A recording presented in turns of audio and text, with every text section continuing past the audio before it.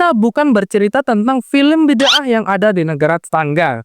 Akan tetapi, kita bercerita tentang realita yang ada di negara kita, yaitu peristiwa-peristiwa yang terjadi yang selaras dengan film bid'ah.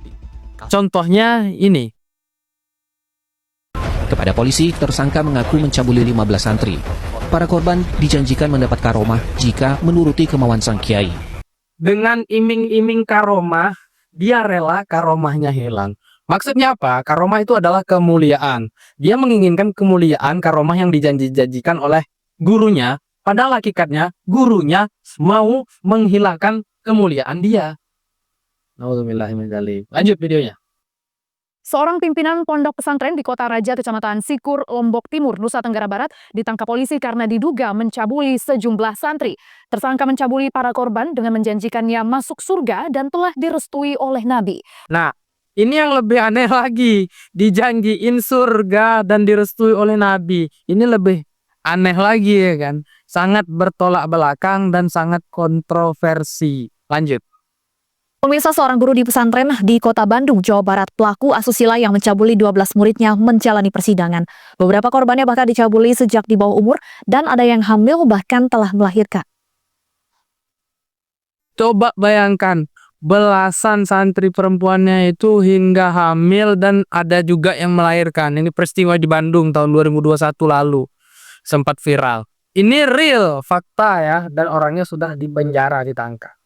Lanjut lagi. Seorang guru di salah satu pondok pesantren di Tulang Bawang Tengah, Kabupaten Tulang Bawang Barat, Lampung, yang diduga telah mencabuli 5 murid perempuannya. Ironisnya, terduga pelaku melakukan niat bejatnya dengan iming-iming para korban mendapatkan barokah. Nah, ini ada lagi daripada oknum seorang habaib. Bin Lukman Alkaf alias Habib Yusuf Alkaf ditangkap Satreskrim Polres Pamekasan pada Senin 31 Januari 2022 malam terkait dugaan kasus asusila terhadap anak di bawah umur. Habib Yusuf Alkaf ditangkap polisi di Pasar Omben, Kabupaten Sampang, Madura sekitar pukul 19.30 waktu Indonesia Barat. Hal seperti ini itu sangat sering terjadi di negara kita. Kenapa penyebabnya? Salah satu daripada penyebabnya adalah takzim yang gulu terhadap guru, yaitu memuliakan guru secara berlebihan. Yang kedua, taklid buta terhadap guru. Takzim kepada guru merupakan suatu hal yang wajib dilakukan oleh seorang murid, yaitu menghormatinya, memuliakannya, itu wajib untuk kita lakukan kepada guru kita.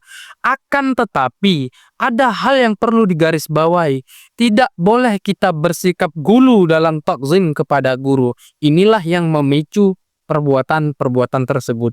Takzim kepada guru yang berlebihan atau gulu kepada guru yang berlebihan, contohnya yaitu kita menganggap guru kita itu tidak pernah salah dalam perkataannya, dalam perbuatannya. Setiap apa yang keluar daripada mulut guru kita, kita anggap itu adalah suatu kebenaran walaupun itu bertentangan dengan syariat. Ini merupakan gulu terhadap guru. Lalu apalagi memunculkan sikap berlebihan. Contohnya apa? Merayap-rayap atau merangkak-rangkak ketika menghadap guru, bersujud-sujud mencium kaki guru, meminum air cucian kaki guru dengan alasan takzim, memuliakan guru untuk mendapatkan keberkahan daripada ilmunya. Yang mana ini merupakan sikap gulu kita kepada guru kita. Nah, ketika pemikiran tersebut sudah terdoktrin di pikiran seorang murid, maka mereka akan takut untuk melawan apa perkataan gurunya. Sekalipun gurunya memerintahkan untuk berbuat maksiat atau berbuat yang menyelisihi syariat. Kenapa? Karena mereka takut kualat kepada guru. Karena mereka takut gak dapat keberkahan guru. Maka ketika guru menyampaikan, Walid nak Dewi boleh, maka jawabnya seperti ini. Oh, boleh. Seharusnya sebagai seorang murid, kita jawab seperti ini. Tak boleh. Kenapa? Karena setiap manusia itu pernah terjerumus kepada kesalahan dan lupa. Al-insan makan al-khata' wa nisyan. Manusia merupakan tempat salah dan lupa. Jadi walaupun dia guru, dia pun pernah salah, dia pun bisa lupa. Jangan kita anggap dia manusia suci seperti Nabi. Kemaksuman itu hanya milik Nabi Muhammad SAW. Setelah Nabi Muhammad wafat, maka kemaksuman itu sudah tiada lagi.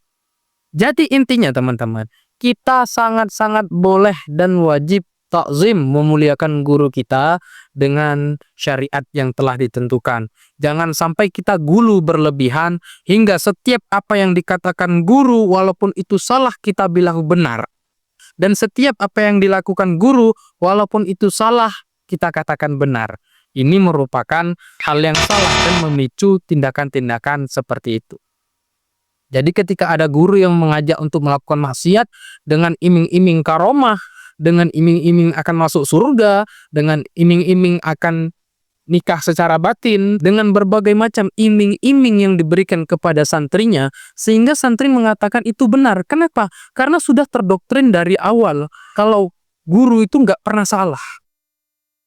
Dan ia akan turuti, sehingga terjadilah peristiwa-peristiwa seperti ini. Dan setelah terjadi, baru timbul kesadaran, baru timbul penyesalan. Nauzubillahi min dzalik. Maka lebih selektiflah lagi kita dalam memilih pesantren untuk mensekolahkan anak kita. Jadi teman-teman, bukan berarti ketika saya menyampaikan berita-berita fakta yang terjadi di negara kita, saya menjelek-jelekkan citra Islam. Akan tetapi, ini merupakan hal yang perlu untuk disampaikan dan bukan sesuatu yang untuk ditutup-tutupi. Kenapa? Karena dengan menyampaikan hal ini akan meminimalisir hal-hal seperti ini akan terjadi berikutnya. Dan bukan berarti ketika saya menyampaikan hal ini, saya menjelek-jelekkan agama Islam. Yang jelek itu bukan Islamnya, teman-teman, tetapi Muslimnya. Islam tetaplah agama yang sempurna, agama yang mulia dengan syariatnya. Akan tetapi pelakunya atau Muslim itu sendiri, ia yang menyalahi hukum daripada syariat agama Islam. Yang salah bukan Islamnya, tetapi pelaku Muslimnya, yang mana jatuhnya kepada amar ma'ruf nahi mungkar, menyampaikan sesuatu yang ma'ruf dan mencegah daripada perbuatan-perbuatan kemungkaran. Rasulullah Shallallahu Alaihi Wasallam pernah bersabda, "Man ro'a minkum mungkaron." Barang siapa di antara kalian yang melihat kemungkaran. Nah, kita sekarang telah melihat berbagai macam kemungkaran yang terjadi berkenaan video-video yang telah kita lihat tadi. Maka apa kata Rasulullah? Falyughayyirhu biyadi.